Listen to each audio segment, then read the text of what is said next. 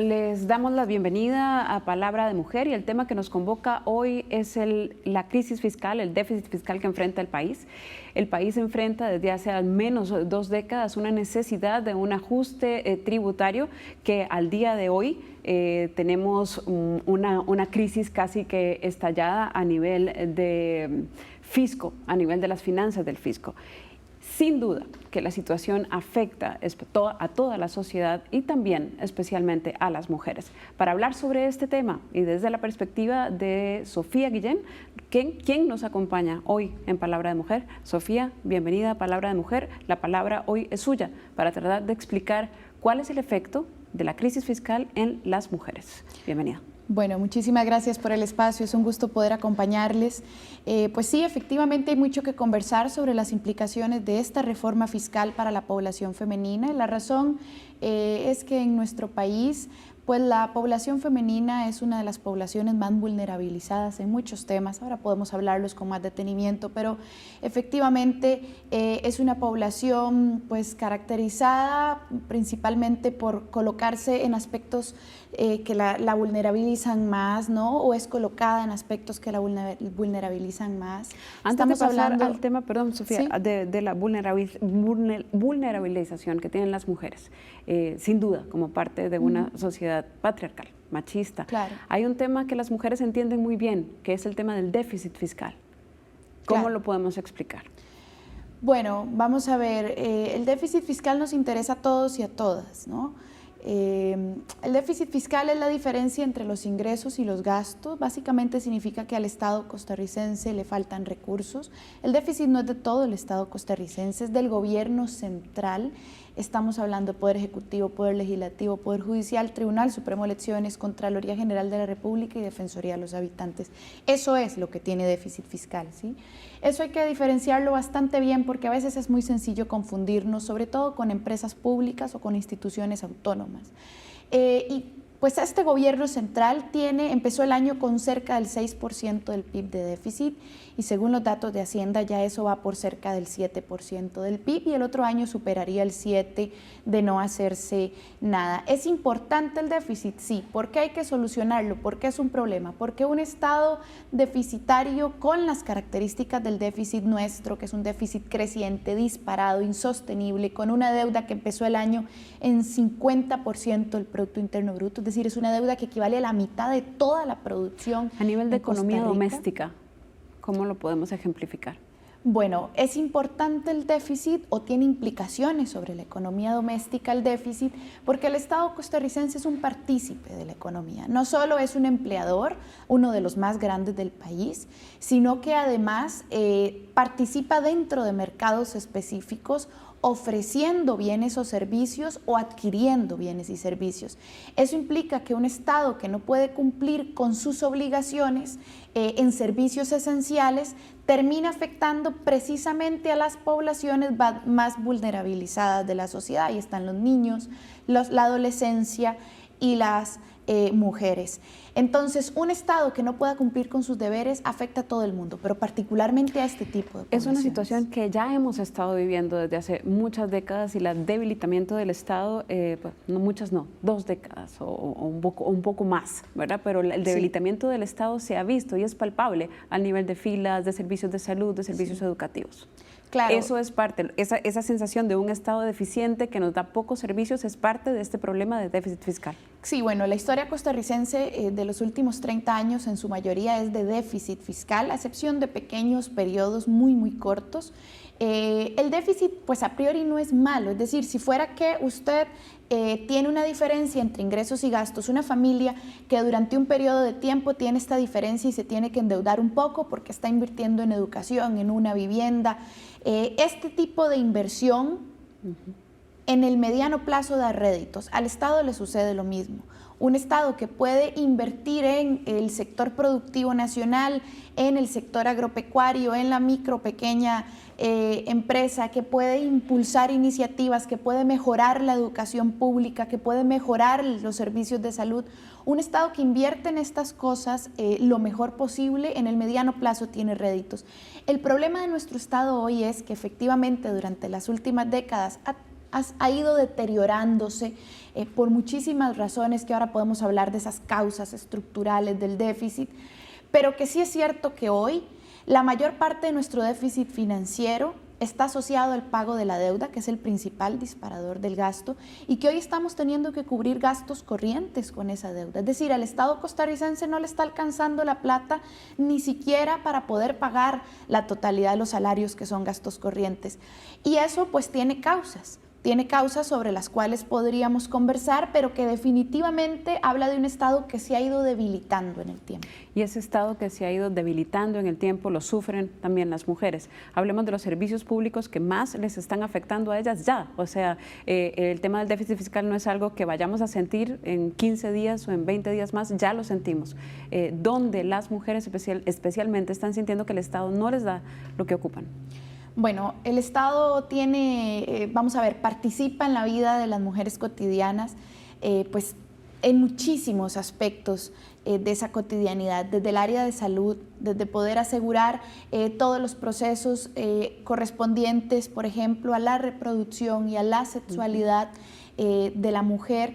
También estamos hablando de que se involucra en el aspecto educativo, de que se involucra en servicios esenciales como electricidad, como agua. En Costa Rica hablamos de la famosa feminización de la pobreza, ¿no? Y la razón de esto es que en Costa Rica la mayor parte de los hogares bajo la línea de la pobreza tienen jefatura femenina, y eso es un 31% más alto que los hombres en el caso de hogares bajo la línea de la pobreza. Entonces, claro, todo servicio esencial es determinante para los hogares bajo la línea de pobreza, para todos los hogares, pero particularmente para estos hogares, porque son de los pocos servicios a los cuales accede y determinan sus condiciones de vida diarias, y deberían de ser servicios que además mejoren el acceso, mejoren la permanencia. Por lo tanto, hablamos de la integralidad, también hablamos de los programas sociales, por ejemplo. Claro, al ser de las poblaciones que más requieren de apoyo o de atención por estas condiciones socioeconómicas, pues por supuesto que el Estado costarricense, que tiene programas sociales destinados a poblaciones en riesgo socioeconómico, enfoca gran parte de sus esfuerzos en estas jefaturas femeninas, o debería de enfocar gran parte de sus esfuerzos en estas jefaturas femeninas. Y entonces el deterioro de los programas sociales tiene implicaciones sobre las mujeres de manera Con ese diferenciada. rostro femenino de la pobreza, vamos a analizar en el próximo segmento los componentes del proyecto 20.580. Volvemos.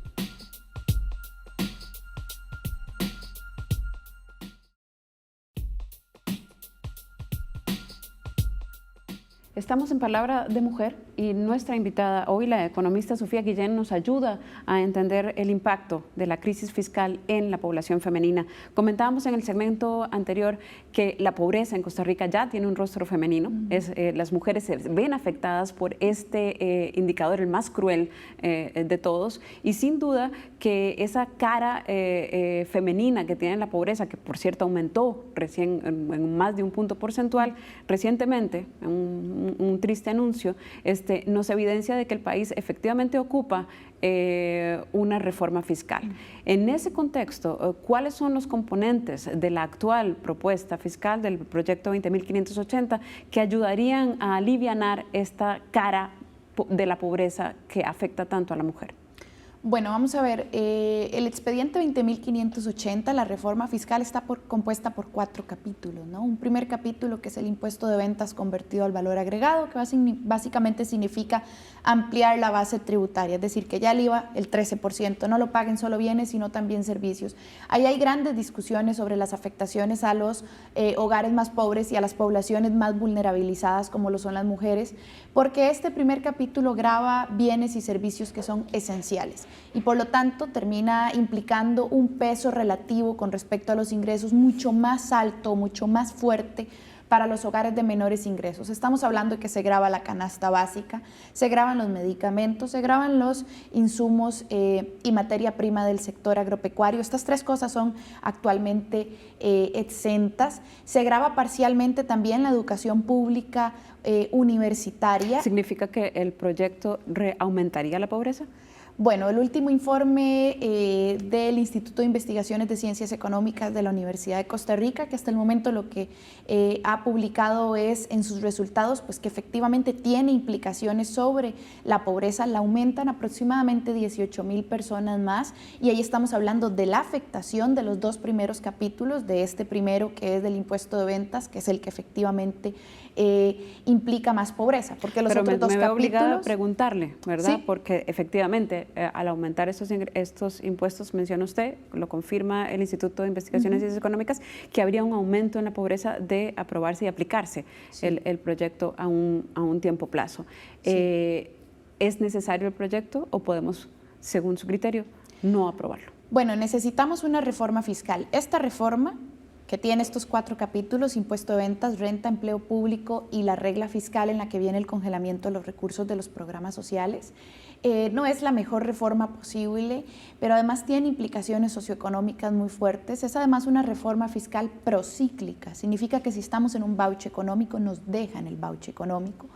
Lo que han hecho otros países a lo largo de Latinoamérica y del mundo en general es pues experimentar más bien las posibilidades de impulsar el crecimiento económico, impulsando e inyectándole recursos a los sectores productivos locales, impulsando a estos sectores vulnerabilizados como lo son las mujeres, la niñez y la adolescencia, protegiéndoles, no exponiéndoles más.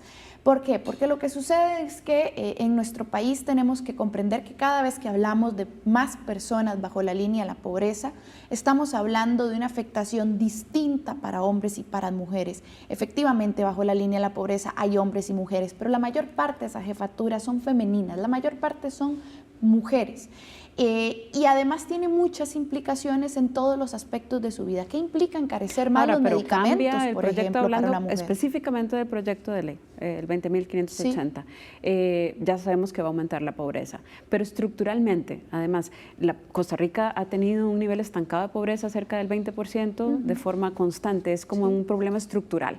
A nivel de la estructura económica del país, ¿este proyecto cambia algo? Bueno, lo que sucede es que tendríamos que hablar de las causas estructurales del déficit. Una reforma fiscal que solucione el déficit tiene que atacar sus causas estructurales. ¿Y soluciona este proyecto el déficit fiscal? Mi criterio particular es que no soluciona las causas estructurales del déficit, es más bien una especie de parche o paliativo para patear la bola, ¿no? Y tener un poquito más de liquidez durante los siguientes meses, pero tiene implicaciones socioeconómicas muy fuertes. Primero, porque al no solucionar el déficit, eso se convierte en una bola de nieve que va a ir aumentando, va a seguir presente, pero además porque el gobierno de la República ya ha expresado en diferentes medios de comunicación su intención de seguirse endeudando, es decir, nos vamos a seguir endeudando sin solucionar las causas estructurales del déficit fiscal. En cuanto va a estar la deuda después de estos años, pues es un motivo de preocupación, pues por lo menos desde mi perspectiva, pues porque no vamos a estar arreglando el problema y aún así vamos a estar más bien socavando esas finanzas públicas a futuro, sin arreglar hoy las causas, pero además significa que como no están solucionándose y como seguimos aumentando los niveles de deuda, los ajustes van a seguir porque las causas no están solucionadas y por eso ya la propia ministra de Hacienda, doña Rocío Aguilar, ha mencionado en diferentes medios de comunicación que lo que sigue es cerrar y vender instituciones. Es correcto, desde su posición. El proyecto de reforma fiscal incluye efectivamente el capítulo de empleo público, que en un principio no estaba ahí, que se incluye, porque el problema fiscal se ataca desde los gastos y se ataca desde los ingresos. La propuesta que usted ha defendido en muchos debates a nivel de país es atacar sobre todo el lado de los ingresos y obviamente del aumento en el dinamismo económico, no del lado del gasto. Si usted fuera, como desde su perspectiva de mujer, la actual ministra de Hacienda, ¿usted considera que Costa Rica tiene el Estado del tamaño que debe tenerse? ¿Considera que el Estado es eficiente? ¿O en qué momento se podría hablar en el debate del tema fiscal acerca del tamaño del Estado, acerca del gasto del Estado y el Estado que queremos? Bueno, vamos a ver. Primero tenemos que ordenarnos un poco sobre lo que entendemos por Estado y sobre quién tiene el déficit. El déficit, insisto, es del Gobierno Central de la República. ¿En qué gasta el Gobierno Central de la República? El Gobierno Central de la República gasta en programas sociales, en el pago de la deuda, en la planilla de sus trabajadores y trabajadoras, en el pago de pensiones también, y en otros cumplimientos legales y constitucionales. Nosotros tenemos pactos legales y constitucionales.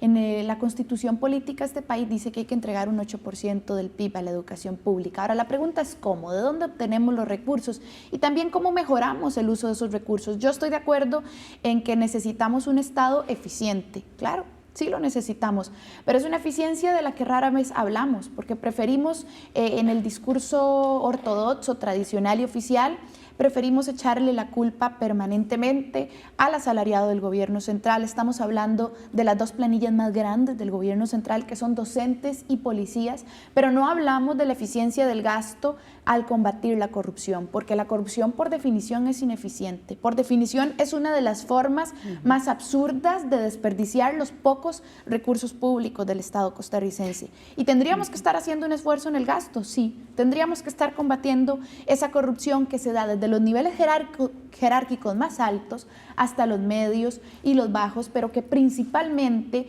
los que desangran ese fondo público, pues ha sido también a través de redes históricamente políticas y económicas, ¿no? Y ahí están las noticias, cualquiera puede revisar hacia atrás noticias de casos de corrupción en Costa Rica y darse cuenta. Pero con respecto al gasto, ¿hay que poner la casa en orden? Sí, por supuesto, tenemos que poner la casa en orden, combatiendo la corrupción, eliminando las pensiones de expresidentes de la República, recortando el gasto de los partidos políticos en las campañas electorales en este país. Hay partidos políticos que hacen derroches multimillonarios en cada campaña electoral. Pero esa perspectiva del gasto eficiente no la escuchamos en el discurso oficial. En el discurso oficial insistimos una y otra vez, o se insiste una y otra vez, en hablar de los salarios de docentes y de policías. Pero no estamos hablando de toda la parte estructural del gasto que está relacionada con las grandes redes políticas y socioeconómicas de este país. Ahora, la función pública en el tema de remuneraciones tampoco es perfecta.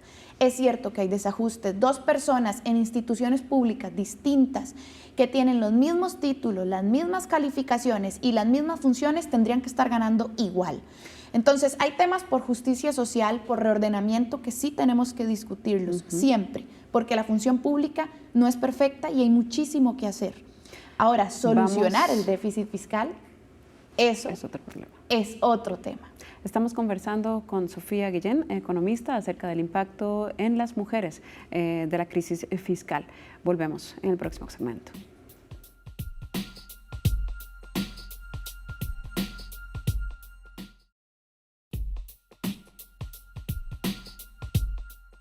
Conversamos con la economista Sofía Guillén sobre el efecto de la crisis fiscal en la población femenina en Costa Rica, y quisiera que nos ayudara Sofía a nivel, desde su formación profesional, a explicar el impacto que tiene una crisis fiscal a nivel de bolsillo. A mí como mujer, si yo soy empleada pública y me voy a ver enfrentada en un momento de ajuste a un menor salario o al despido en el sector público, cosa que casi nunca pasa en Costa Rica o no ha pasado en Costa Rica desde hace, o cuesta mucho que pase. Sí. O si yo soy costarricense, trabajo en el sector privado, actualmente no tengo trabajo y obligadamente por un ajuste fiscal me voy a ver obligada a pasar bajo la línea de la pobreza. ¿Cuáles son los principales efectos y cómo podemos explicar lo doloroso que puede pasar en un país que no tenga su casa en orden? Claro, bueno, una crisis fiscal no la quiere nadie, precisamente porque tiene muchas formas de afectar o afecta de muchísimas maneras.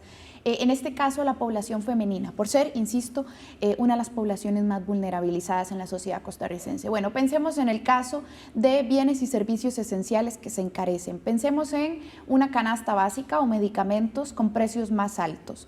Bueno, eso evidentemente implica una reducción de la capacidad de compra de la mujer. Ahora, con la misma cantidad de plata, tenemos menos acceso o podemos comprar menos medicamentos. Por ejemplo, en el área de toda la salud reproductiva, de toda la prevención de enfermedades, que ciertamente no debería ser solo una responsabilidad de la mujer, también el compañero tendría que apoyar en esa dirección, pero que en la práctica la mujer está asumiendo gran parte de su planificación. Eso tiene implicaciones, por supuesto, son precios más altos, menos posibilidad de acceder a esos medicamentos. En el caso de los bienes de la canasta básica, también con precios más altos, afecta en general a la población más pobre. Claro, como la mujer o la pobreza tiene rostro de mujer, evidentemente tiene una afectación focalizada sobre este sector, nuevamente porque hay menos capacidad de compra. Podemos comprar menos arroz, frijoles, pan, leche y huevos. Respecto a los programas sociales recortados, porque los ajustes implican eso, de hecho esta reforma fiscal implica congelamiento de los recursos de los programas sociales y eso también tiene implicaciones sobre todas esas mujeres que reciban becas o que reciban ayudas de Limas o que estén dentro de programas como Puente al Desarrollo. También tiene implicaciones sobre todo el núcleo familiar, que además la mujer, por ser quien más se responsabiliza del cuidado en la práctica, le afecta emocionalmente también, porque carga con el cuidado de gran parte de la familia, de esos adolescentes y de esos niños que hoy tienen becas de Avancemos o becas de comedores estudiantiles, que son parte de programas sociales. Es una situación que enoja, Sofía, y posiblemente enoja muchísimo más a las mujeres que tienen esa posición a la hora de tomar decisiones o tomar decisiones de compra cuando la plata no alcanza. Claro, por supuesto. Y enoja con el Estado y específicamente se culpabiliza a la persona que esté en el gobierno.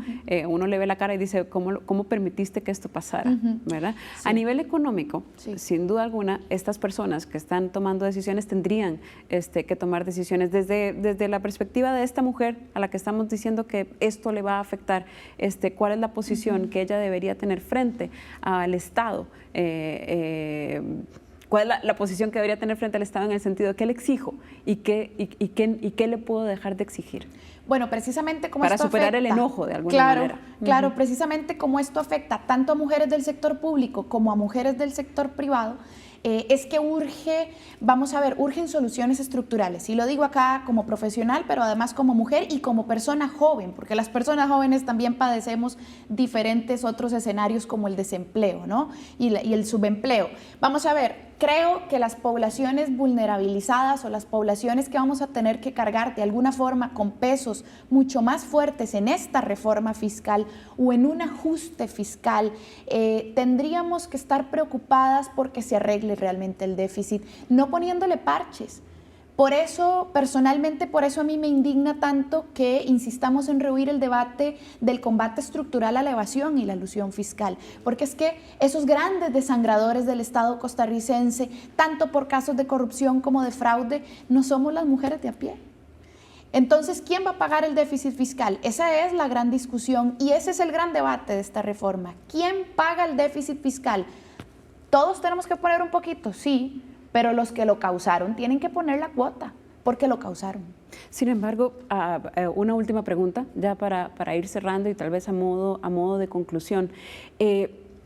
Hay una polarización en el tema, en el debate. Hay una polarización en el debate que evidentemente nos está dividiendo como país. ¿Es esto sano? ¿No es sano? Y desde el punto de vista económico, estrictamente económico, ¿cuál es la posición que responsablemente como sociedad deberíamos asumir? Bueno, yo creo que lo que debemos hacer es solucionar el déficit. Podemos seguir pateando la bola como lo hemos hecho durante 30 años y vamos a seguir estando en problemas. Vendrá dentro de un año o dos más ajustes. Tendremos que ver cómo se cierran y venden instituciones del Estado. Tendremos que ver cómo se hacen, cada vez se toman más medidas que implican para mujeres, personas jóvenes y la población en general, que no causó el déficit, golpes mucho más fuertes al bolsillo. Necesitamos solucionar el déficit, el debate es sano, la división no. Lo que necesitamos es tener la madurez para reconocer que en las dos partes hay ideas positivas. Si hubiésemos tenido esa madurez desde un inicio, si las dos partes desde un inicio pudiéramos reconocer que existen aspectos positivos que rescatar, el debate no tendría por qué ser un debate insano. Se debe debatir, pero sana y respetuosamente, sin difamar y sin tampoco dividir, eso no hace falta. Muchísimas gracias, Sofía, muy amable. Estuvimos con Sofía Guillén, economista, que nos ayuda a poner en perspectiva el impacto sobre las mujeres de una crisis fiscal. Muchísimas gracias. A ustedes por el espacio, un gusto.